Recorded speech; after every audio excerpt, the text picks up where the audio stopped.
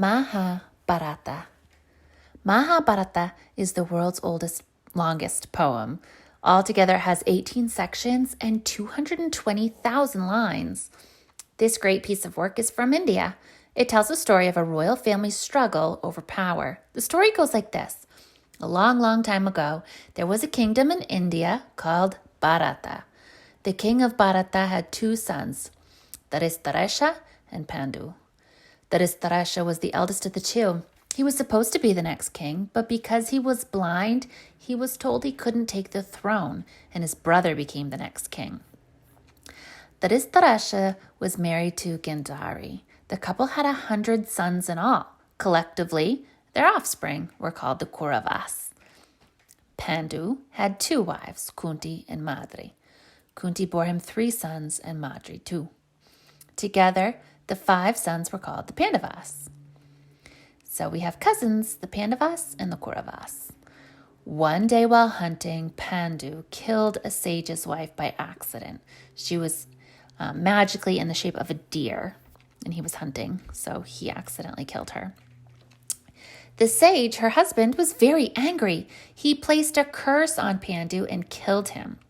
Pandu's death shattered his second wife, Madri. She killed herself, and she left her 2 sons to the care of Kunti. Kunti took the 5 boys back to Bharata. Now, with everybody together, the new king, Dhritarashtra, asked his uncle Bhishma to supervise the upbringing of the princes. Bhishma then hired Drona as the boys' tutor. Drona was a good teacher. He taught the kids the art of archery.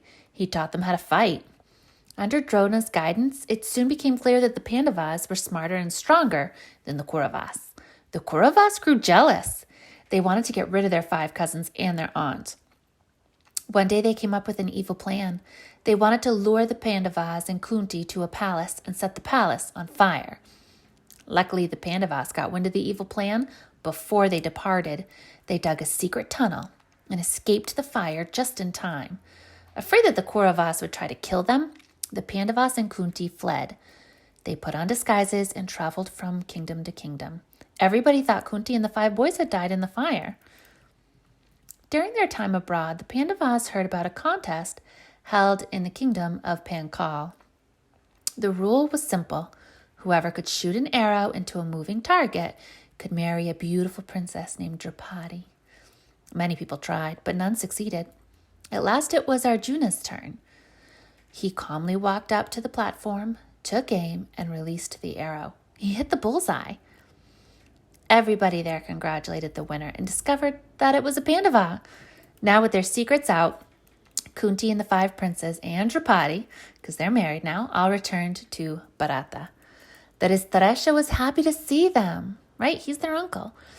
Though he welcomed them with open arms, he knew his sons didn't get along with the Pandavas. At the urging of Bhishma, the king decided to split the kingdom in 2. He gave one half to the Kauravas and the other half to the Pandavas. The eldest of both clans became the rulers of the new nations. Despite his father's best efforts, Duryodhana, who was the eldest of the Kauravas, wasn't happy. He didn't want the kingdom to be split in 2. He wanted to rule it all himself. So he devised a devious plan. He set up a game of dice and asked his cunning uncle Sakuni to play on his behalf. He then openly challenged Yudhishthira, the eldest of the Pandavas, to join the game. Of course, Yudhishthira did not know that the game was a setup, and he lost every hand. First he lost his necklace, then his jewels, then his brothers, then his nation, and finally Draupadi. Pleased with his victories, Duryodhana asked his younger brother to go and get Draupadi. He wanted to embarrass her. He wanted to make her a servant. Just as the Kauravas were dragging Draupadi to the court, she cried out for help. Krishna, the divine god, was a good friend of the Pandavas, and he intervened. Dhritarashtra was horrified. A god just had to save someone from his sons. He begged the god Krishna for forgiveness. He promised he would look into the matter. He also promised he would have Duryodhana return the Pandavas everything they'd lost.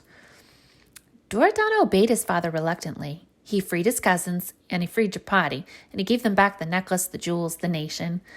After the Pandavas left, Duryodhana had a second thought. With much persuasion, he talked his father into inviting Yudhishthira for another game of dice. Yudhishthira accepted the invitation. He came back and played with Sakuni again, and he lost again. This time the wager was different. Instead of asking for land, Duryodhana demanded the Pandavas go into exile for 13 years. He demanded they remain undiscovered during their last year of exile. If they were discovered, the Pandavas must go into exile for another 13 years.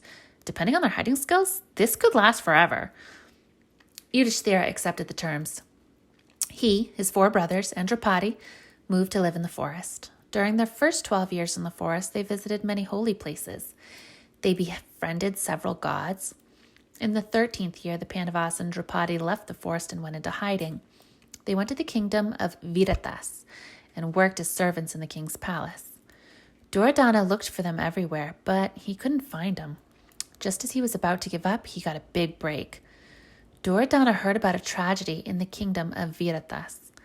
The king's brother-in-law was recently murdered. Right away, he suspected that this was the work of his cousins, and he was right. As it turned out, the king's brother-in-law was interested in Draupadi, but he knew that she was already married. He kept harassing her. He kept pressuring her to marry him.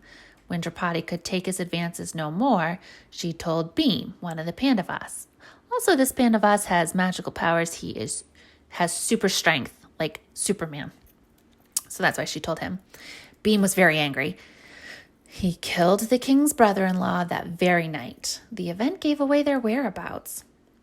So Duryodhana led his troops and attacked the kingdom of Viratas.